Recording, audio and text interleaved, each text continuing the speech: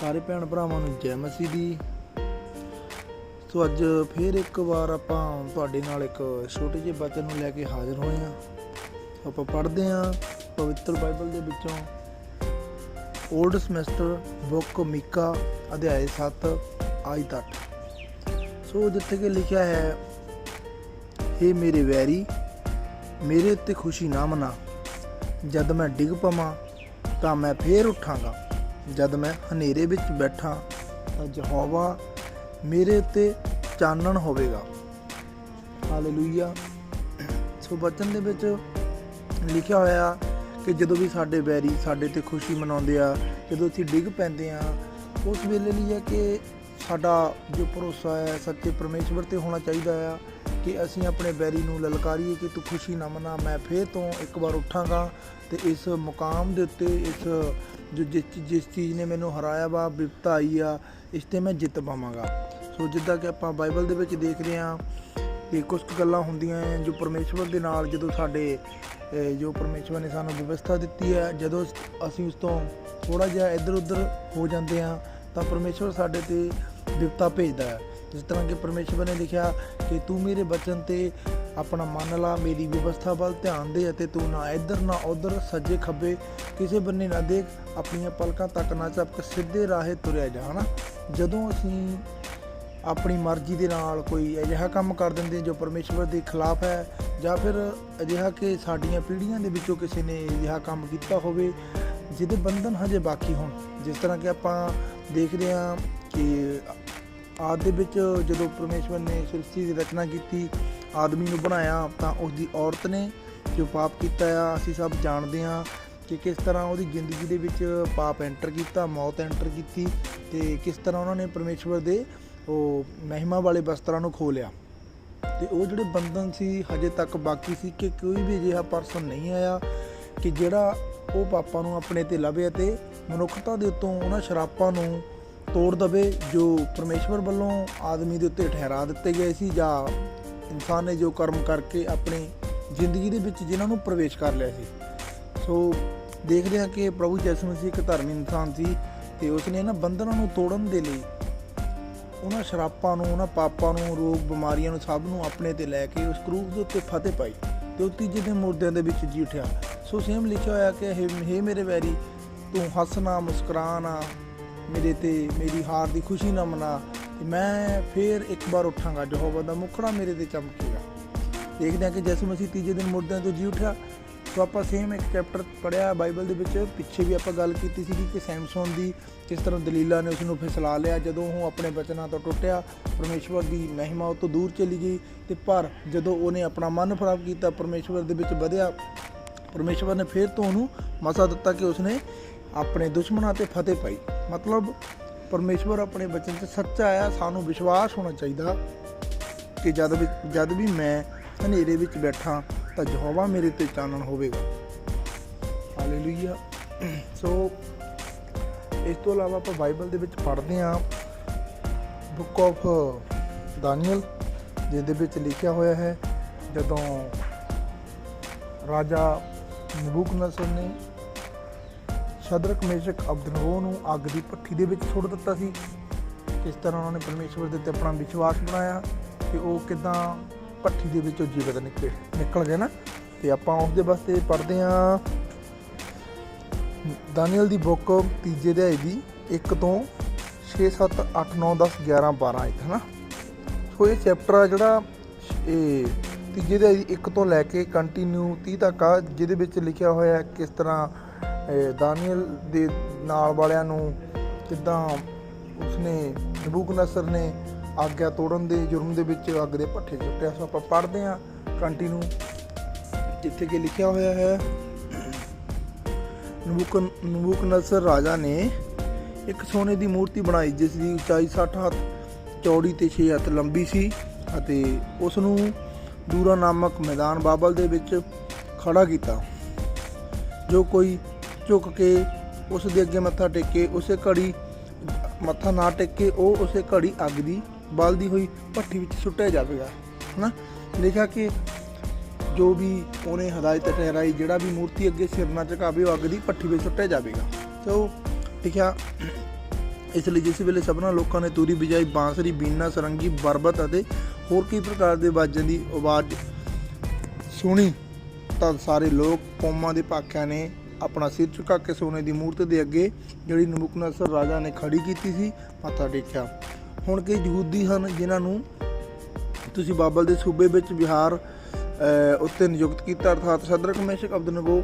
ਇਹਨਾਂ ਮਨੁੱਖਾਂ ਨੇ ਹੇ ਰਾਜਨ ਤੁਹਾਡਾ ਆਦਰ ਨਹੀਂ ਕੀਤਾ, ਨਾ ਉਹ ਤੁਹਾਡੇ ਦੇਵਤੇ ਦੀ ਸੇਵਾ ਕਰਦੇ ਹਨ, ਨਾ ਉਹ ਸੋਨੇ ਦੀ ਮੂਰਤ ਦੇ ਅੱਗੇ ਜਿਸ ਨੂੰ ਤੁਸੀਂ ਖੜਾ ਕੀਤਾ ਮੱਥਾ ਟੇਕਦੇ ਹਨ। ਹੁਣ ਇਹ ਦੇਖੋ, ਜਦੋਂ ਸਾਰੀਆਂ ਕੌਮਾਂ ਨੇ ਮੱਥਾ ਟੇਕਿਆ, ਪਰ ਜਦੋਂ ਪ੍ਰਭੂ ਦੇ ਬੰਦਿਆਂ ਨੇ, ਯਹੂਦੀਆਂ ਨੇ, ਸ਼ਦਰਕ, ਮੇਸ਼ਕ, ਅਬਦਨਗੋ ਨੇ, ਜੋ ਪ੍ਰਭੂ ਦੇ ਪ੍ਰੇਮੀ ਆ, ਸੱਚੇ ਪਰਮੇਸ਼ਵਰ ਤੋਂ ਇਲਾਵਾ ਕਿਸੇ ਹੋਰ ਅੱਗੇ ਝੁਕਦੇ ਨਹੀਂ, ਉਹਨੇ ਮੱਥਾ ਨਹੀਂ ਟੇਕਿਆ। ਅਤੇ ਉਹ ਬੰਦੇ ਅਨਿਆ ਜਾਤੀ ਦੇ ਲੋਕ ਉਹਨਾਂ ਦੀ ਸ਼ਿਕਾਇਤ ਕਰਦੇ ਰਾਜਾ ਕੋਲ, ਹੈ ਨਾ, ਉਹਨਾਂ ਨੂੰ ਗਰਾਣ ਦੇ ਲਈ ਕਿ ਅਸੀਂ ਇਹਨਾਂ ਦੇ ਹੱਸਾਂਗੇ ਕਿ ਜਦੋਂ ਪਰਮੇਸ਼ਵਰ ਦੇ ਦਾਸ ਮਰਨਗੇ ਜਾਂ ਇਹ ਸਾਡੀ ਮੂਰਤੀ ਅੱਗੇ ਆਪਣੇ ਆਪ ਨੂੰ ਸਜਦਾ ਨਹੀਂ ਕਰਦੇ। ਅੱਗੇ ਦੇਖਦੇ ਹਾਂ ਫਿਰ ਨਬੂਕਦਨੇਸਰ ਕੀ ਕਹਿੰਦਾ। ਅੱਗੇ ਲਿਖਿਆ, ਹੁਣ ਜੇ ਤੁਸੀਂ ਤਿਆਰ ਹੋ ਕੇ ਜਿਸ ਵੇਲੇ ਤੁਸੀਂ ਤੁਰੀ ਦੀ, ਬੰਸਰੀ ਦੀ, ਸਰੰਗੀ ਦੀ, ਬੀਨਾ ਦੀ ਅਤੇ ਹੋਰ ਕਈ ਪ੍ਰਕਾਰ ਦੇ ਬਾਜਾਂ ਦੀ ਆਵਾਜ਼ ਸੁਣੋ ਤਾਂ ਤੁਸੀਂ ਚੁੱਕ ਕੇ ਮੂਰਤ ਨੂੰ ਜਿਸ ਨੂੰ ਮੈਂ ਖੜਾ ਕੀਤਾ ਹੈ ਮੱਥਾ ਟੇਕੋ ਤਾਂ ਚੰਗਾ ਹੈ, ਪਰ ਜੇਕਰ ਤੁਸੀਂ ਮੱਥਾ ਨਾ ਟੇਕੋ ਤਾਂ ਉਸੇ ਘੜੀ ਤੁਸੀਂ ਅੱਗ ਦੀ ਬਲਦੀ ਭੱਠੀ ਵਿੱਚ ਸੁੱਟੇ ਜਾਓਗੇ। ਅਤੇ ਉਹ ਕਿਹੜਾ ਦੇਵਤਾ ਹੈ ਜੋ ਤੁਹਾਨੂੰ ਮੇਰੇ ਹੱਥੋਂ ਛੁਡਾ ਲਵੇਗਾ। ਇਹ ਗੱਲ ਨਬੂਕਦਨੇਸਰ ਦੇ ਬਿਆਨ ਹੈ। ਸੋ ਆਪਾਂ ਅੱਗੇ ਦੇਖਦੇ ਹਾਂ।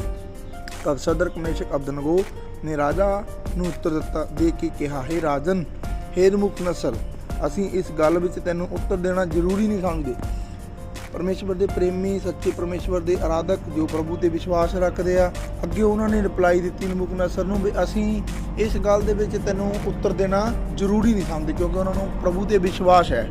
ਫਿਰ ਅੱਗੇ ਲਿਖਿਆ, ਸਾਡਾ ਪਰਮੇਸ਼ਵਰ ਜਿਸ ਦੀ ਅਸੀਂ ਸੇਵਾ ਕਰਦੇ ਹਾਂ ਸਾਨੂੰ ਅੱਗ ਦੀ ਬਲਦੀ ਹੋਈ ਭੱਠੀ ਤੋਂ ਛੁਡਾਉਣ ਦੀ ਸ਼ਕਤੀ ਰੱਖਦਾ ਹੈ, ਅਤੇ ਇਹ ਰਾਜਨ ਉਹੀ ਸਾਨੂੰ ਤੁਹਾਡੇ ਹੱਥੋਂ ਛੁਡਾਵੇਗਾ। ਨਹੀਂ ਤਾਂ ਇਹ ਰਾਜਨ ਤੁਹਾਨੂੰ ਪਤਾ ਹੋਵੇ ਕਿ ਅਸੀਂ ਤੁਹਾਡੇ ਦੇਵਤਿਆਂ ਦੀ ਸੇਵਾ ਨਹੀਂ ਕਰਾਂਗੇ ਅਤੇ ਨਾ ਹੀ ਉਸ ਸੋਨੇ ਦੀ ਮੂਰਤ ਅੱਗੇ ਜਿਸ ਨੂੰ ਤੁਸੀਂ ਖੜਾ ਕੀਤਾ ਮੱਥਾ ਟੇਕਾਂਗੇ। ਹਾਲੇਲੂਇਆ। ਸੋ ਬਾਣੀ ਬਿਆਨ ਕਰਦੀ ਹੈ ਕਿ ਦੇਖੋ, ਪਰਮੇਸ਼ਵਰ ਦੇ ਸੱਚੇ ਦਾਸ ਜਿਨ੍ਹਾਂ ਦਾ ਪੂਰਨ ਵਿਸ਼ਵਾਸ ਪਰਮੇਸ਼ਵਰ 'ਤੇ ਸੀ, ਉਹਨਾਂ ਨੇ ਆਪਣਾ ਸਿਰ ਨਹੀਂ ਝੁਕਾਇਆ ਬਲਕਿ ਅੱਗ ਦੀ ਭੱਠੀ ਦੇ ਵਿੱਚ ਜਾਣ ਦੇ ਲਈ ਤਿਆਰ ਹੋ ਗਏ। ਅੱਗੇ ਦੇਖਦੇ ਹਾਂ ਪਰਮੇਸ਼ਵਰ ਆਪਣੇ ਪ੍ਰੋਮਿਸ ਦੇ ਉੱਤੇ ਕਿੱਦਾਂ ਖੜਦਾ ਆ। ਸੋ ਆਪਾਂ ਕੰਟੀਨਿਊ ਪੜ੍ਹਦੇ ਹਾਂ। ਤਦ ਨਬੂਕਦਨੇਸਰ ਨੇ ਆਪਣੇ ਸੇਵਕਾਂ ਵਿੱਚੋਂ ਤਦ ਨਬੂਕਦਨੇਸਰ ਨੇ ਆਪਣੇ ਆਪ ਨੂੰ ਕ੍ਰੋਧ ਵਿੱਚ ਭਰ ਲਿਆ ਅਤੇ ਉਹਦੇ ਮੂੰਹ ਦਾ ਰੰਗ ਸ਼ਦਰਕ, ਮੇਸ਼ਕ, ਅਬਦਨਗੋ 'ਤੇ ਬਦਲ ਗਿਆ, ਹੈ ਨਾ। ਅੱਗੇ ਲਿਖਿਆ, ਉਸਨੇ ਹੁਕਮ ਦਿੱਤਾ ਕਿ ਭੱਠੀ ਨੂੰ ਦਸਤੂਰ ਨਾਲ 7 ਗੁਣਾ ਹੋਰ ਗਰਮ ਕਰੋ। ਜਦੋਂ ਉਹਨੂੰ ਗੁੱਸਾ ਆਇਆ, ਪਹਿਲਾਂ ਤਾਂ ਇਹੀ ਸੀਗਾ ਕਿ ਅੱਗ ਦੀ ਭੱਠੀ ਦੇ ਵਿੱਚ ਸੁੱਟੇ ਜਾਣਗੇ, ਪਰ ਜਦੋਂ ਗੱਲ ਹੋਈ ਕਿ ਉਹਨਾਂ ਨੇ ਆਗਿਆ ਨੂੰ ਫੋਲੋ ਨਹੀਂ ਕੀਤਾ ਅਤੇ ਉਸ ਦਾ ਹੋਰ ਵੀ ਗੁੱਸਾ ਚੜ੍ਹ ਗਿਆ, ਹੈ ਨਾ, ਕਿ ਉਹਨੇ ਭੱਠੀ ਨੂੰ 7 ਗੁਣਾ ਹੋਰ ਜ਼ਿਆਦਾ ਗਰਮ ਕਰਨ ਦਾ ਆਦੇਸ਼ ਦੇ ਦਿੱਤਾ। ਜਦੋਂ 7 ਗੁਣਾ ਹੋਰ ਅੱਗ ਬਲਦੀ ਹੈ ਤਾਂ ਅੱਗੇ ਦੇਖਦੇ ਕੀ ਹੋਇਆ। ਫਿਰ ਉਸਨੇ ਆਪਣੀ ਫੌਜ ਵਿੱਚੋਂ ਤਕੜੇ ਪਹਿਲਵਾਨਾਂ ਨੂੰ ਹੁਕਮ ਦਿੱਤਾ ਕਿ ਸ਼ਦਰਕ, ਮੇਸ਼ਕ ਅਤੇ ਅਬਦਨਗੋ ਨੂੰ ਬੰਨ੍ਹ ਕੇ ਅੱਗ ਦੀ ਬਲਦੀ ਭੱਠੀ ਵਿੱਚ ਸੁੱਟ ਦੇਣਾ, ਕਿਉਂ ਜੋ ਰਾਜੇ ਦਾ ਹੁਕਮ ਸੀ। ਇਸੇ ਕਾਰਨ ਭੱਠੀ ਦਾ ਤਾਇਆ ਜਾਣਾ ਅਤ ਵਧੀਕ ਸੀ। ਇਸੇ ਕਾਰਨ ਅੱਗ ਦੀ ਲੋਅ ਨੇ ਸ਼ਦਰਕ, ਮੇਸ਼ਕ, ਅਬਦਨਗੋ ਦੇ ਚੁੱਕਣ ਵਾਲਿਆਂ ਨੂੰ ਸਾੜ ਸੁੱਟਿਆ। ਦੇਖੋ, ਇੰਨੀ ਜ਼ਿਆਦਾ ਅੱਗ ਜਿਹੜੇ ਪਹਿਲਵਾਨ ਸ਼ਦਰਕ, ਮੇਸ਼ਕ, ਅਬਦਨਗੋ ਨੂੰ ਸੁੱਟਣ ਗਏ ਸੀ ਉਹ ਵੀ ਜਲ ਗਏ। ਇਹ 3 ਮਨੁੱਖ ਅਰਥਾਤ ਸ਼ਦਰਕ, ਮੇਸ਼ਕ, ਅਬਦਨਗੋ ਬੰਦੇ ਹੋਏ ਅੱਗ ਦੀ ਭੱਠੀ ਵਿੱਚ ਸੁੱਟੇ ਗਏ। ਤਦ ਨਬੂਕਦਨੇਸਰ ਰਾਜਾ ਹੱਕਾ ਬੱਕਾ ਹੋ ਕੇ ਝੱਟ ਖੜਾ ਹੋਇਆ ਅਤੇ ਆਪਣੇ ਸਲਾਹੂਕਾਰਾਂ ਨੂੰ ਆਖਣ ਲੱਗਾ ਕਿ ਅਸੀਂ 3 ਮਨੁੱਖਾਂ ਨੂੰ ਬੰਨ੍ਹ ਕੇ ਅੱਗ ਵਿੱਚ ਨਹੀਂ ਸੁੱਟਿਆ ਸੀ। ਉਹਨਾਂ ਨੇ ਉੱਤਰ ਦਿੱਤਾ, ਹਾਂ ਰਾਜਾ, ਇਹ ਸੱਚ ਹੈ। ਫਿਰ ਉਸਨੇ ਉੱਤਰ ਦੇ ਕੇ ਆਖਿਆ, ਭਾਈ ਵੇਖੋ, ਮੈਂ 4 ਮਨੁੱਖਾਂ ਨੂੰ ਅੱਗ ਵਿੱਚ ਖੜੇ ਵੇਖਦਾ ਹਾਂ, ਉਹਨਾਂ ਨੂੰ ਕੁਝ ਵੀ ਦੁੱਖ ਨਹੀਂ ਹੁੰਦਾ ਅਤੇ ਚੌਥੇ ਦਾ ਸਰੂਪ ਪਰਮੇਸ਼ਵਰ ਦੇ ਪੁੱਤਰ ਜਿਹਾ ਹੈ। ਅੱਗੇ ਲਿਖਿਆ, ਫਿਰ ਨਬੂਕਦਨੇਸਰ ਅੱਗ ਦੀ ਭੱਠੀ ਦੇ ਬੂਹੇ ਦੇ ਨੇੜੇ ਆਇਆ ਅਤੇ ਉਹ ਬੋਲਿਆ, ਹੇ ਸ਼ਦਰਕ, ਮੇਸ਼ਕ ਅਤੇ ਅਬਦਨਗੋ ਅਤੇ ਅਤ ਮਹਾਨ ਪਰਮੇਸ਼ਵਰ ਦੇ ਬੰਦਿਓ, ਬਾਹਰ ਨਿਕਲ ਕੇ ਇੱਧਰ ਆਓ। ਤਦ ਸ਼ਦਰਕ, ਮੇਸ਼ਕ ਅਤੇ ਅਬਦਨਗੋ ਅੱਗ ਵਿੱਚੋਂ ਨਿਕਲ ਆਏ। ਲਿਖਿਆ ਕਿ ਦੇਖੋ, ਪਰਮੇਸ਼ਵਰ ਦੇ ਦਾਸਾਂ ਨੂੰ ਅੱਗ ਦੀ ਭੱਠੀ ਦੇ ਵਿੱਚ ਸੁੱਟਿਆ ਗਿਆ, ਪਰ ਉਹਨਾਂ ਦਾ ਬਾਲ ਵੀ ਵਾਕਾ ਨਹੀਂ ਹੋਇਆ। ਇੱਥੇ ਤੱਕ ਕਿ ਉਹ 3 ਸਿੱਟੇ ਸੀ ਬੰਨ੍ਹ ਕੇ, ਪਰ ਪਰਮੇਸ਼ਵਰ ਦਾ ਆਤਮਾ ਪ੍ਰਭੂ ਖੁਦ ਉਸ ਦੇ ਵਿੱਚ ਮੌਜੂਦ ਹੋਇਆ ਅਤੇ ਚੌਥਾ ਸਰੂਪ ਲੈ ਕੇ ਆਪ ਉਹਨਾਂ ਨੂੰ ਬਚਾਉਣ ਆਇਆ। ਅਤੇ ਦੇਖੋ, ਸ਼ਦਰਕ, ਮੇਸ਼ਕ, ਅਬਦਨਗੋ ਅੱਗ ਦੀ ਬਲਦੀ ਭੱਠੀ 'ਚੋਂ ਬਾਹਰ ਆਏ। ਅਤੇ ਅੱਗੇ ਲਿਖਿਆ, ਸ਼ਹਿਜ਼ਾਦਿਆਂ, ਦੀਵਾਨਾਂ, ਸਰਦਾਰਾਂ ਨੇ ਅਤੇ ਰਾਜੇ ਦੇ ਸਲਾਹਕਾਰਾਂ ਨੇ ਇਕੱਠੇ ਹੋ ਕੇ ਮਨੁੱਖਾਂ ਨੂੰ ਡਿੱਠਾ ਕਿ ਅੱਗ ਦਾ ਉਹਨਾਂ ਦੇ ਸਰੀਰ ਉੱਤੇ ਕੁਝ ਵੀ ਵਸ ਨਹੀਂ ਚੱਲਿਆ। ਨਾ ਉਹਨਾਂ ਦੇ ਸਿਰ ਦੇ ਵਾਲ ਝੁਲਸੇ, ਨਾ ਉਹਨਾਂ ਦੇ ਝੱਗਿਆਂ ਵਿੱਚ ਕੁਝ ਫਰਕ ਪਿਆ, ਤੇ ਨਾ ਉਹਨਾਂ ਤੋਂ ਅੱਗ ਜਲਦੀ ਦੀ ਬੋ ਆਉਂਦੀ ਹੈ। ਫਿਰ ਅੱਗੇ ਦੇਖੋ ਕੁਝ ਵੀ ਵਿਗਾੜ ਨਹੀਂ ਹੋਇਆ, ਨਾ ਵਾਲ ਨਾ ਸਿਰ ਦੇ ਕੱਪੜੇ ਉਹਨਾਂ ਦੇ ਜਲੇ, ਨਾ ਸਰੀਰ ਤੋਂ ਉਹਨਾਂ ਦੇ ਜਲਣ ਦੀ ਬੋ ਆਈ ਅੱਗੇ ਲਿਖਿਆ, ਨਬੂਕਦਨੇਸਰ ਨੇ ਪੁਕਾਰ ਕੇ ਆਖਿਆ ਕਿ ਸ਼ਦਰਕ ਮੇਸ਼ਕ ਅਬਦਨਗੋ ਦਾ ਪਰਮੇਸ਼ਵਰ ਮੁਬਾਰਕ ਹੋਵੇ, ਜਿਸ ਆਪਣੇ ਬੰਦਿਆਂ ਨੂੰ ਛੁਡਾ ਲਿਆ, ਜਿਨ੍ਹਾਂ ਨੇ ਉਹਦੇ ਉੱਤੇ ਨਿਸ਼ਚਾ ਕੀਤੀ ਅਤੇ ਰਾਜੇ ਦੇ ਹੁਕਮ ਨੂੰ ਟਾਲ ਦਿੱਤਾ ਤੇ ਆਪਣੇ ਸਰੀਰਾਂ ਨੂੰ ਭੇਟ ਕੀਤਾ ਕਿ ਆਪਣੇ ਪਰਮੇਸ਼ਵਰ ਤੋਂ ਬਿਨਾਂ ਕਿਸੇ ਹੋਰ ਦੇਵਤੇ ਦੀ ਸੇਵਾ ਜਾਂ ਬੰਦਗੀ ਨਾ ਕਰਨ। ਅੱਗੇ ਲਿਖਿਆ, ਇਸ ਲਈ ਮੈਂ ਹੁਣ ਹੁਕਮ ਜਾਰੀ ਕਰਦਾ ਹਾਂ ਕਿ ਜੋ ਲੋਕ ਜਾਂ ਕੌਮਾਂ ਜਾਂ ਭਾਖਿਆਂ ਸ਼ਦਰਕ ਮੇਸ਼ਕ ਅਬਦਨਗੋ ਦੇ ਪਰਮੇਸ਼ਵਰ ਦੇ ਵਿਰੁੱਧ ਕੁਝ ਬੁਰੀ ਗੱਲ ਆਖਣ ਤਾਂ ਉਹਨਾਂ ਦੇ ਟੁਕੜੇ ਕੀਤੇ ਜਾਣਗੇ ਅੱਗੇ ਲਿਖਿਆ, ਅਤੇ ਉਹਨਾਂ ਦੇ ਘਰ ਕੂੜੇ ਦੇ ਢੇਰ ਹੋ ਜਾਣਗੇ, ਕਿਉਂ ਜੋ ਕੋਈ ਦੇਵਤਾ ਨਹੀਂ ਜਿਹੜਾ ਇਸ ਪ੍ਰਕਾਰ ਬਚਾ ਸਕੇ। ਤਦ ਰਾਜੇ ਨੇ ਸ਼ਦਰਕ ਮੇਸ਼ਕ ਅਬਦਨਗੋ ਨੂੰ ਬਾਬਲ ਦੇ ਸੂਬੇ ਵਿੱਚ ਉੱਚਾ ਕੀਤਾ। ਹਾਲੇਲੂਇਆ। ਦੇਖੋ ਆਪਾਂ ਦੇਖਦੇ ਹਾਂ ਕਿ ਦੁਸ਼ਮਣ ਉਹਨਾਂ 'ਤੇ ਹੱਸਿਆ, ਉਹ ਲੋਕ ਵੀ ਹੱਸੇ ਜਿਨ੍ਹਾਂ ਨੇ ਉਸ ਦੇ ਉੱਤੇ ਬਗਾਵਤ ਕੀਤੀ ਕਿ ਇਹ ਗੱਲ ਨਹੀਂ ਮੰਨਦਾ, ਇਹਨਾਂ ਨੇ ਤੇਰੇ ਦੇਵਤੇ ਅੱਗੇ ਸਿਰ ਨਹੀਂ ਝੁਕਾਇਆ, ਤੇ ਰਾਜੇ ਨੂੰ ਵੀ ਘਮੰਡ ਸੀ, ਉਸਨੇ ਉਹਨਾਂ ਨੂੰ ਅੱਗ ਦੀ ਭੱਠੀ ਸੁੱਟਿਆ, ਪਰ ਭੱਠੀ ਉਹਨਾਂ ਦਾ ਕੁਝ ਨਹੀਂ ਵਿਗਾੜ ਸਕੀ, ਇੱਥੇ ਤੱਕ ਕਿ ਰਾਜਾ ਖੁਦ ਪ੍ਰਭਾਵਿਤ ਹੋ ਗਿਆ, ਪ੍ਰਭੂ ਵੱਲ ਆ ਗਿਆ। ਸੇਮ ਜਦੋਂ ਸਾਡੇ ਦੁਸ਼ਮਣ ਸਾਡੇ 'ਤੇ ਹੱਲਾ ਬੋਲਦੇ ਆ, ਡਰਨਾ ਨਹੀਂ ਆ, ਪ੍ਰਾਰਥਨਾ ਕਰਦੇ ਰਹਿਣਾ, ਪਰਮੇਸ਼ਵਰ 'ਚ ਵਿਸ਼ਵਾਸ 'ਤੇ ਰਹਿਣਾ, ਉਹਨਾਂ ਦੇ ਉੱਤੇ ਪਰਮੇਸ਼ਵਰ ਦੀ ਜੋ ਵੀ ਹੈ ਤੁਸੀਂ ਆਪਣੀ ਫਾਇਰ ਕਰਦਾ ਰਹਿਣਾ ਪਰ ਦੇਖਦੇ ਹਾਂ ਕਿ ਸਾਡਾ ਵਿਸ਼ਵਾਸ ਸਭ ਕੁਝ ਕਰ ਸਕਦਾ। ਤੇ ਦੇਖੋ ਜਿਹੜੇ ਸਾਡੇ ਦੁਸ਼ਮਣ ਆ ਉਹ ਸ਼ਰਮਿੰਦਾ ਹੋਣਗੇ, ਬਾਣੀ ਦੱਸਦੀ ਕਿ ਤੇਰੇ ਦੁਸ਼ਮਣ ਸ਼ਰਮਿੰਦਾ ਹੋਣਗੇ। ਤੁਸੀਂ ਵਿਸ਼ਵਾਸ ਕਰੋ ਪਰਮੇਸ਼ਵਰ 'ਤੇ। ਬਹੁਤ ਸਾਰੇ ਲੋਕ ਜੋ ਤੁਹਾਡੇ ਖਿਲਾਫ ਚਾਲਾਂ ਚੱਲਦੇ ਆ, ਸਾਰੀਆਂ ਚਾਲਾਂ ਉਹਨਾਂ ਦੇ ਖਿਲਾਫ ਹੀ ਹੋ ਜਾਣਗੀਆਂ। ਪਿੱਛੇ ਆਪਾਂ ਪੜ੍ਹਿਆ ਸੀਗਾ ਯਸ਼ਾਇਆ ਬੁੱਕ ਦੇ ਵਿੱਚ ਕਿ ਕਿਸ ਤਰ੍ਹਾਂ ਪਰਮੇਸ਼ਵਰ ਆਪਣੀ ਉਸ ਨਗਰੀ ਨੂੰ ਕਹਿੰਦਾ ਕਿ ਤੂੰ ਡਰ ਨਾ, ਜੋ ਵੀ ਤੇਰੇ ਖਿਲਾਫ ਹਥਿਆਰ ਗੁੰਦਿਆ ਗਿਆ, ਬਣਾਇਆ ਗਿਆ, ਜੋ ਵੀ ਤੇਰੇ ਖਿਲਾਫ ਯੋਜਨਾ ਬਣਾਈ ਗਈ ਉਹ ਰੱਦ ਕੀਤੀ ਜਾਵੇਗੀ ਜੋ ਵੀ ਤੇਰੇ ਖਿਲਾਫ ਬੋਲੀਆਂ ਬੋਲਦੇ ਆ ਤੇ ਇਲਜ਼ਾਮ ਲਾਉਂਦੇ ਆ, ਉਹਨਾਂ ਦੇ ਉੱਤੇ ਵਿਪਤਾ ਪਾਊਂਗਾ, ਤੂੰ ਡਰ ਨਾ ਕਿ ਤੈਨੂੰ ਮੈਂ ਬਚਾ ਲਿਆ। ਪਰਮੇਸ਼ਵਰ ਆਪਣੀ ਨਗਰੀ ਨੂੰ ਕਹਿੰਦਾ ਅੱਗੇ ਲਿਖਿਆ। ਅੱਗੇ ਆਪਾਂ ਪੜ੍ਹਦੇ ਹਾਂ ਸੇਮ ਇਸੇ ਬੁੱਕ ਦੇ ਵਿੱਚ। ਚਲੋ ਸਟੱਡੀ ਕਰਨ ਦੀ ਲੋੜ ਨਹੀਂ, ਵੈਸੇ ਮੈਂ ਤੁਹਾਨੂੰ ਦੱਸਦਾ ਹਾਂ। ਇਸੇ ਬੁੱਕ ਦੇ ਵਿੱਚ ਲਿਖਿਆ ਕਿ ਦਾਨੀਏਲ 6 ਬੁੱਕ ਦੇ ਵਿੱਚ 7 ਤੋਂ ਲੈ ਕੇ ਆਪਾਂ 27 ਤੱਕ ਜਦੋਂ ਆਪਾਂ ਪੜ੍ਹਦੇ ਹਾਂ ਦਾਨੀਏਲ ਦੀ ਬੁੱਕ ਨੂੰ, ਤੇ 6ਵੇਂ ਅਧਿਆਇ ਦੀ 7 ਤੋਂ 27 ਤੱਕ, ਜਿੱਥੇ ਲਿਖਿਆ ਕਿ ਕਿਸ ਤਰ੍ਹਾਂ ਦਾਨੀਏਲ ਨੂੰ ਰਾਜਾ ਦਾਰਾ ਆਇਆ ਉਸ ਦੌਰਾਨ ਤੇ ਕਿ ਉਹਦਾ ਹੁਕਮ ਪਾਸ ਕੀਤਾ ਕਿ ਅਸੀਂ ਸਾਰਿਆਂ ਨੇ ਕਿ ਰਾਜਾ ਵੀ ਤੇਰੇ ਤੋਂ ਇਲਾਵਾ ਕਿਸੇ ਹੋਰ ਦੇ ਅੱਗੇ ਸਿਰ ਨਹੀਂ ਝੁਕਾਉਣਾ 1 ਮਹੀਨਾ। ਪਰ ਜਿਹੜਾ ਦਾਨੀਏਲ ਸੀਗਾ ਉਹਦਾ ਪਰਮੇਸ਼ਵਰ ਦਾ ਦਾਸ ਸੀਗਾ, ਉਹਦੇ ਖਿਲਾਫ ਹੀ ਇਹ ਯੋਜਨਾ ਬਣਾਈ ਗਈ ਸੀ। ਪਰ ਜਿਹੜਾ ਬਚਨ ਹੀ ਸਾਨੂੰ ਛੁਡਾਉਂਦਾ ਹੈ। ਦੇਖੋ ਉਹਦਾ ਵਿਸ਼ਵਾਸ ਪਰਮੇਸ਼ਵਰ 'ਤੇ ਸੀ। ਉਹ ਕਹਿੰਦਾ ਠੀਕ ਆ, ਮੈਂ ਸਿਰ ਤੇਰੇ ਅੱਗੇ ਨਹੀਂ ਝੁਕਾਇਆ ਅਤੇ ਮੈਂ ਆਪਣੇ ਦੇਵਤੇ ਦੀ ਆਰਾਧਨਾ ਕੀਤੀ ਆ, ਠੀਕ ਆ ਪਰਮੇਸ਼ਵਰ ਦੀ ਆਪਣੇ ਸੱਚੇ ਦੀ ਅਤੇ ਦੇਖੋ ਵੀ ਉਸ ਐਕਟ ਦੇ ਅਕੋਰਡਿੰਗ ਜੋ ਬੋਲਿਆ ਗਿਆ ਸੀਗਾ ਕਿ ਜਿਹੜਾ ਵੀ ਬੰਦਾ 1 ਮਹੀਨਾ ਤੇਰੇ ਤੋਂ ਇਲਾਵਾ ਕਿਸੇ ਹੋਰ ਅੱਗੇ ਸਿਰ ਝੁਕਾਵੇ ਜਾਂ ਆਰਾਧਨਾ ਕਰੇ, ਉਹ ਸ਼ੇਰਾਂ ਦੇ ਘੁਰੇ 'ਚ ਸੁੱਟਿਆ ਜਾਊਗਾ। ਦੇਖੋ ਦਾਨੀਏਲ ਨੂੰ ਸ਼ੇਰਾਂ ਦੇ ਘੁਰੇ 'ਚ ਸੁੱਟਿਆ। ਰਾਜਾ ਕੀ ਕਰਦਾ, ਦੇਖੋ ਉਹਦੇ ਲਈ ਫਿਰ ਵੀ ਰਾਜਾ ਵਿਚਾਰਾ ਤਰਸ ਕਰਦਾ ਕਿ ਇਹ ਬੰਦੇ ਰੱਬ ਦੇ ਆ, ਤਾਂ ਸੱਚਾ ਬੰਦਾ ਹੈ ਤੇ ਪਰ ਰਾਜੇ ਨੇ ਜੋ ਹੁਕਮ ਪਾਸ ਕਰਤਾ ਸੀ ਉਹ ਤੋਂ ਪਿੱਛੇ ਨਹੀਂ ਸੀ ਮੁੜ ਸਕਦਾ, ਕਿਉਂਕਿ ਉਸ ਟਾਈਮ 'ਤੇ ਹੁਕਮ ਇੱਦਾਂ ਦੇ ਹੁੰਦੇ ਸੀਗੇ ਕਿ ਲੋਕਾਂ ਨੇ ਕਹਿ ਕੇ ਉਸ 'ਤੇ ਸਟੰਪ ਲਗਵਾਈ ਸੀ ਉਸ ਸਮਰਾਜ ਦੇ ਤੇ ਜਦੋਂ ਆਪਾਂ ਦੇਖਦੇ ਹਾਂ ਕਿ ਕਿਸ ਤਰ੍ਹਾਂ ਪਰਮੇਸ਼ਵਰ ਨੇ ਆਪਣੇ ਦਾਸ ਦਾਨੀਏਲ ਨੂੰ ਸ਼ੇਰਾਂ ਦੇ ਘੁਰੇ ਦੇ ਵਿੱਚੋਂ ਸ਼ੇਰਾਂ ਤੋਂ ਛੁਡਾ ਲਿਆ। ਲਿਖਿਆ ਹੋਇਆ ਹੈ, ਇੱਕ ਆਇਤ ਪੜ੍ਹ ਕੇ ਸੁਣਾਵਾਂਗਾ। ਤਦ ਰਾਜਾ ਮੂੰਹ ਨੇਰੇ ਹੀ ਉੱਠਿਆ ਤੇ ਛੇਤੀ ਸ਼ੇਰਾਂ ਦੇ ਘੁਰੇ ਵੱਲ ਗਿਆ, ਤੇ ਜਦ ਉਸਨੇ ਘੁਰੇ ਦੇ ਮੁੱਢ ਦਾਨੀਏਲ ਕੋਲ ਜਾ ਕੇ ਪਹੁੰਚਿਆ ਤਾਂ ਚਿੰਤਾ ਕੀਤੀ। ਤੇ ਅੱਗੇ ਲਿਖਿਆ, ਹਾਂਜੀ ਜਾਣਾ, ਮੈਂ ਆ ਗਿਆ ਲਿਖਿਆ ਜਦ ਉਹ ਘੁਰੇ ਮੁੱਢ ਦਾਨੀਏਲ ਕੋਲ ਜਾ ਪਹੁੰਚਿਆ ਤਾਂ ਚਿੰਤਾ ਦੀ ਆਵਾਜ਼ ਨਾਲ ਪੁਕਾਰਿਆ। ਰਾਜੇ ਨੇ ਦਾਨੀਏਲ ਨੂੰ ਆਖਿਆ, ਹੇ ਦਾਨੀਏਲ, ਜਿਉਂਦੇ ਪਰਮੇਸ਼ਵਰ ਦੇ ਉਪਾਸਕ ਕੀ ਤੇਰਾ ਪਰਮੇਸ਼ਵਰ ਜਿਹਦੀ ਤੂੰ ਪਛਾਣਾ ਕਰਦਾ ਹੈ ਕਿ ਉਹ ਤੈਨੂੰ ਸ਼ੇਰਾਂ ਦੇ ਘੁਰੇ ਤੋਂ, ਸ਼ੇਰਾਂ ਦੇ ਮੂੰਹਾਂ ਤੋਂ ਛੁਡਾਉਣ ਦੇ ਕਾਬਲ ਹੋਇਆ। ਤਾਂ ਦਾਨੀਏਲ ਨੇ ਕਿਹਾ, ਹਾਂ ਰਾਜਨ, ਹੇ ਰਾਜਨ, ਜੁਗੋ ਜੁਗੋ ਜੀ ਜੁਗੋ ਜੁਗ ਜੀ, ਮੇਰੇ ਪਰਮੇਸ਼ਵਰ ਨੇ ਆਪਣੇ ਦੂਤਾਂ ਨੂੰ ਭੇਜ ਕੇ ਸ਼ੇਰਾਂ ਦੇ ਮੂੰਹ ਨੂੰ ਬੰਦ ਕਰ ਦਿੱਤਾ, ਇੱਥੇ ਤੱਕ ਕਿ ਉਹਨਾਂ ਨੇ ਮੈਨੂੰ ਰੱਤੀ ਭਰ ਵੀ ਦੁੱਖ ਨਹੀਂ ਦਿੱਤਾ, ਇਸ ਕਰਕੇ ਜੋ ਉਸ ਦੇ ਸਨਮੁਖ ਮੇਰੇ ਵਿੱਚ ਬੇਦੋਸ਼ੀ ਪਾਈ, ਹੈ ਨਾ। ਅੱਗੇ ਲਿਖਿਆ, ਅਤੇ ਤੇਰੇ ਅੱਗੇ ਵੀ ਰਾਜਨ ਮੈਂ ਨਿਰਦੋਸ਼ ਹਾਂ। ਫਿਰ ਦੇਖੋ ਅੱਗੇ ਲਿਖਿਆ ਕਿ ਰਾਜੇ ਨੂੰ ਜਦੋਂ ਇਹ ਗੱਲ ਪਤਾ ਲੱਗੀ ਤਦ ਰਾਜੇ ਨੇ ਹੁਕਮ ਦਿੱਤਾ ਤੇ ਉਹਨਾਂ ਮਨੁੱਖਾਂ ਨੂੰ ਜਿਨ੍ਹਾਂ ਨੇ ਦਾਨੀਏਲ ਉੱਤੇ ਦੋਸ਼ ਲਾਇਆ ਸੀ ਲੈ ਕੇ ਆਓ, ਅਤੇ ਉਹਨਾਂ ਨੂੰ ਉਹਨਾਂ ਦੇ ਬਾਲ ਬੱਚਿਆਂ, ਔਰਤਾਂ ਸਣੇ ਸ਼ੇਰਾਂ ਦੇ ਘੁਰਿਆਂ ਵਿੱਚ ਸੁੱਟ ਦਿੱਤਾ ਜਾਵੇ। ਅਤੇ ਜਦੋਂ ਉਹਨਾਂ ਨੂੰ ਸੁੱਟਿਆ ਕੀ ਹੋਇਆ, ਅਤੇ ਘੁਰੇ ਥੱਲੇ ਸੁੱਟ ਦਿੱਤੇ। ਪਹਿਲਾਂ ਹੀ ਜਿੱਦਾਂ ਹੀ ਉਹ ਸੁੱਟੇ ਗਏ, ਲਿਖਿਆ ਅਤੇ ਘੁਰੇ ਦੇ ਥੱਲੇ ਪਹੁੰਚਣ ਤੱਕ ਪਹਿਲਾਂ ਹੀ ਉਹਨਾਂ ਦੀਆਂ ਹੱਡੀਆਂ ਨੂੰ ਤੋੜ ਸੁੱਟਿਆ। ਇਹਨਾਂ ਨੇ ਲਿਖਿਆ ਸ਼ੇਰ ਜਦੋਂ ਉਹਨਾਂ ਦੇ ਹਜੇ ਘੁਰੇ ਦੇ ਵਿੱਚ ਸੁੱਟੇ ਸੀਗੇ, ਸੁੱਟਣ ਤੋਂ ਜਿੱਦਾਂ ਹੀ ਉਹ ਅੰਦਰ ਪਾਏ ਹਜੇ ਘੁਰੇ ਦੇ ਲਾਸਟ ਤੱਕ ਤਾਂ ਕੀ ਜਾਣਾ ਸੀਗਾ, ਇਹ ਸ਼ੇਰਾਂ ਨੇ ਉਹਨਾਂ ਨੂੰ ਦਬੋਚ ਲਿਆ, ਖਾ ਲਿਆ ਉਹਨਾਂ ਨੂੰ, ਹੱਡੀਆਂ ਵੀ ਤੋੜ ਸੁੱਟੀਆਂ ਉਹਨਾਂ ਦੀਆਂ। ਜੋ ਕੀ ਕਹਿੰਦਾ ਦਾਰਾ ਰਾਜਾ, ਮੈਂ ਇਹ ਆਗਿਆ ਕਰਦਾ ਹਾਂ ਕਿ ਮੇਰੇ ਸ਼ਾਹੀ ਰਾਜ ਵਿੱਚ ਲੋਕ ਦਾਨੀਏਲ ਦੇ ਪਰਮੇਸ਼ਵਰ ਅੱਗੇ ਕੰਬਣ ਅਤੇ ਡਰਨ। ਉਹ ਜਿੰਦਾ ਪਰਮੇਸ਼ਵਰ ਹੈ ਅਤੇ ਸਦਾ ਲਈ ਕਾਇਮ ਹੈ। ਉਹਦਾ ਰਾਜ ਅਟੱਲ ਹੈ ਅਤੇ ਉਹਦੀ ਪਾਤਸ਼ਾਹੀ ਅਖੀਰ ਤੱਕ ਰਹੇਗੀ। ਉਹ ਹੀ ਛੁਡਾਉਂਦਾ ਹੈ ਅਤੇ ਬਚਾਉਂਦਾ ਹੈ। ਆਕਾਸ਼ ਅਤੇ ਧਰਤੀ ਵਿੱਚੋਂ ਉਹ ਹੀ ਨਿਸ਼ਾਨ ਅਤੇ ਅਚੰਭੇ ਕਰਦਾ ਹੈ ਨਾ, ਜਿਸ ਨੇ ਦਾਨੀਏਲ ਨੂੰ ਸ਼ੇਰਾਂ ਦੇ ਪੰਜਿਆਂ ਤੋਂ ਛੁਡਾਇਆ ਹੈ। ਹਾਲੇਲੂਇਆ। ਦੇਖੋ ਪਰਮੇਸ਼ਵਰ ਕਿੱਡੇ ਅਚੰਭੇ ਕਰਦਾ ਆ। ਇਹ ਦੇਖੋ ਕਿੱਡਾ ਵੱਡਾ ਚਮਤਕਾਰ ਹੈ। ਜਿਹੜੇ ਸਾਡੇ ਬੈਰੀ ਉਹ ਸ਼ਰਮਿੰਦਾ ਹੋਣਗੇ, ਸਾਨੂੰ ਡਰਨ ਦੀ ਕੋਈ ਲੋੜ ਨਹੀਂ ਆ, ਪਰਮੇਸ਼ਵਰ ਸਾਡੇ ਨਾਲ ਹੈ। ਬਹੁਤ ਸਾਰੇ ਲੋਕ ਤੁਹਾਡੇ 'ਤੇ ਇਲਜ਼ਾਮ ਲਾਉਣਗੇ, ਤੁਸੀਂ ਧਿਆਨ ਨਹੀਂ ਦੇਣਾ। ਉਹ ਕੀ ਹੈ, ਪਰਮੇਸ਼ਵਰ ਵੱਲੋਂ ਜੋ ਪਰਮੇਸ਼ਵਰ ਦਾ ਬੰਦਾ ਨਾ, ਉਹਦੇ ਖਿਲਾਫ ਸ਼ੈਤਾਨ ਚਾਲਾਂ ਚੱਲਦਾ ਆ। ਇੱਥੇ ਤੱਕ ਕਿ ਦੋਸਤ, ਚਾਹੇ ਕੋਈ ਵੀ ਤੁਹਾਡਾ ਕਲੋਜ਼ ਫਰੈਂਡ ਹੋਵੇ, ਹੈ ਨਾ, ਜਾਂ ਤੁਹਾਡੇ ਨਾਲ ਟੱਚ 'ਚ ਰਹਿਣ ਵਾਲਾ ਕੋਈ ਹੋਵੇ।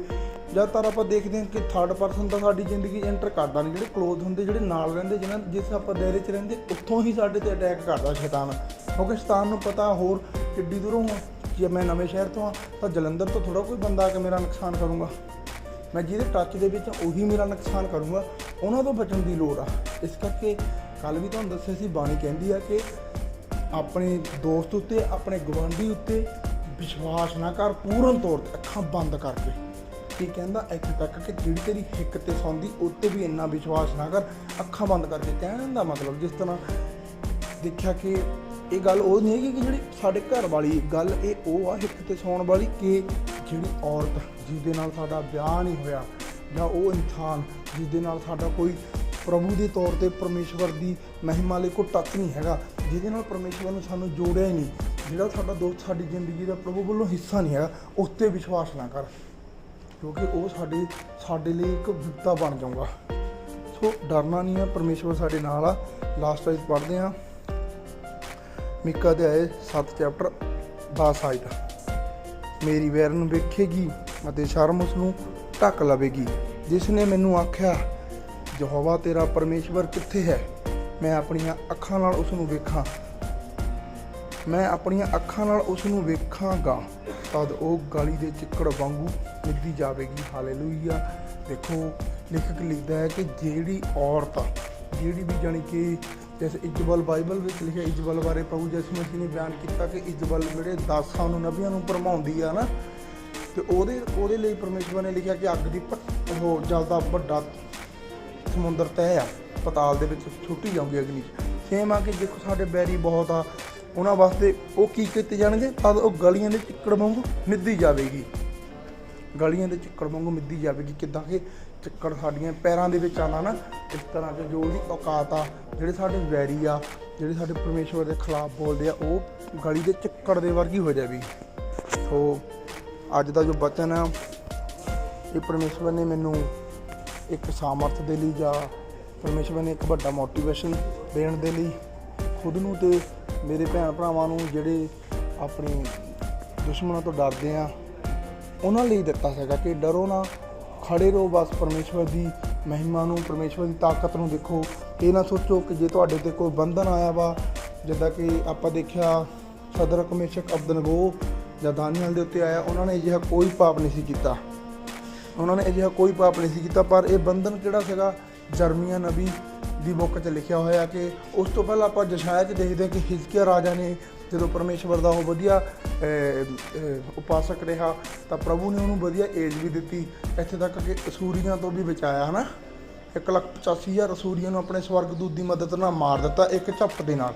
ਫਿਰ ਉਹਨੂੰ 15 ਸਾਲ ਜਦੋਂ ਹੋਰ ਵੀ ਉਮਰ ਦਿੱਤੀ ਸੀ, ਪਰ ਉਹਨੇ ਕੀ ਕੀਤਾ, ਪਰਮੇਸ਼ਵਰ ਦੀ ਬਚਨ ਦੀ ਉਲੰਘਣਾ ਕੀਤੀ ਕਿ ਉਹਨੇ ਆਪਣਾ ਸਾਰਾ ਰਾਜ ਜੋ ਵੀ ਉੱਥੇ ਪਿਆ ਸੀਗਾ, ਪਰਮੇਸ਼ਵਰ ਦੀ ਸਾਈਕਲ ਦੀਆਂ ਵੀ ਚੀਜ਼ਾਂ ਆਪਣੇ ਦੁਸ਼ਮਣਾਂ ਨੂੰ ਦਿਖਾਲਤੀਆਂ, ਵਿਰੋਧੀਆਂ ਨੂੰ, ਮਤਲਬ ਨੌਨ ਬਲੀਵਰਾਂ ਨੂੰ, ਹੈ ਨਾ।